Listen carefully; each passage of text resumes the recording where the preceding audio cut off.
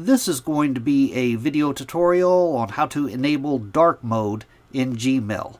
I will be using a desktop PC for this. Let me jump over to my browser here. Okay, I have my browser open now and I am logged into Gmail. To enable dark mode in Gmail, it's very simple to do. The first thing you want to do is go off to the upper right hand corner to where you see the little gear wheel, and you want to click on the gear wheel. Then you want to go down to where you see the theme area, and you want to click on View All.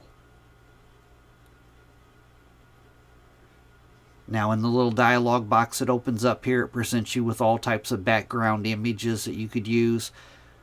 But if you scroll down further, you'll see all these little colored boxes here, and the first one should be your default. That's what I originally have here, my default view. The second one, it says dark.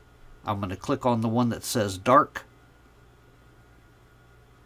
Then I'm going to go down to the bottom of that dialog box and I'm going to click on save. That is how to enable dark mode for Gmail. Thanks for watching.